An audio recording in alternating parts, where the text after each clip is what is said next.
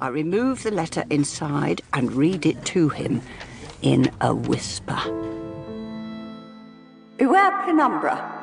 Ian Chesterton and Miss Wright were in danger but survived. Ben Jackson and I were kidnapped but escaped. Other fellow travellers may not have been so lucky. You may be next. And then it's signed Polly Wright. Mike frowns darkly. Is it some sort of threat? I put the letter away. Quite the opposite. It's a warning. Something to do with former companions of you-know-who. This Polly person obviously knows about Nest Cottage, even if she doesn't know who's currently living there. I've heard the doctor mention all those names before, so I've been trying to track them down, plus any other people he used to travel with.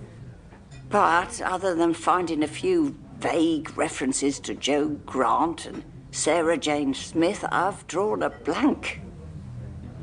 Mike looks troubled as he digests this. And you think I can help? The internet can only get me so far, I admit.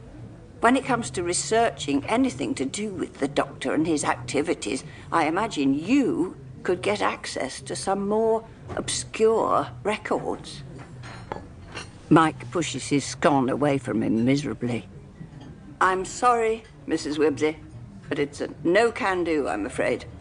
They won't let me anywhere near their secret stuff. Not since my trouble all those years ago. Ah, yes. He told me once all about his trouble. A rather wild tale to do with wicked machines and prehistoric monsters. I never quite caught the gist of it, but I gather Mike disgraced himself rather badly.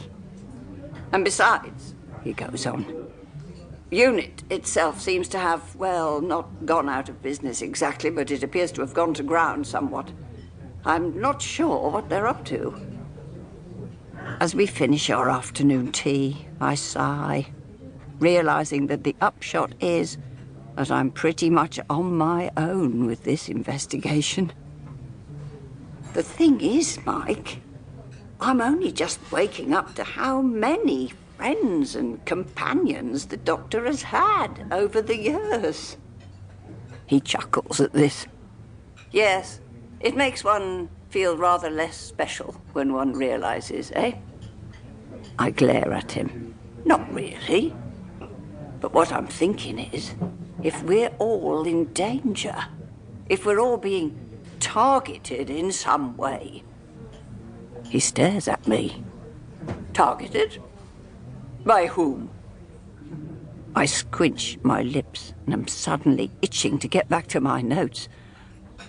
I don't know, but I'm determined to find out.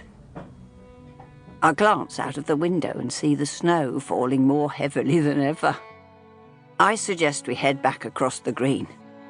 Once we're outdoors in our big coats, I confide in him about another recent happening. In fact, a haunting. I don't use that word lightly. I've experienced enough strange and spooky things as a result of knowing the doctor, so I know not to take anything at face value. But even so, what am I expected to make of a ghostly voice calling out at 3 o'clock in the morning? Rattling and rolling down the chimney piece and drifting up the staircase?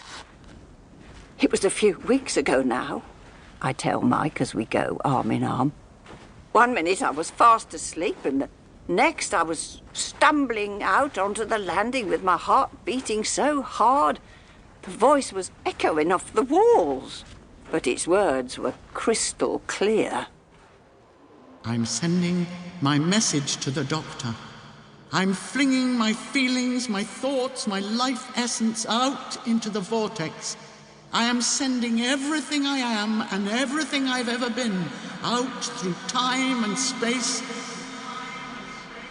We've reached my garden gate. I can see Mike turning things over in his memory. Bessie? I don't recall anybody by that name. I mean,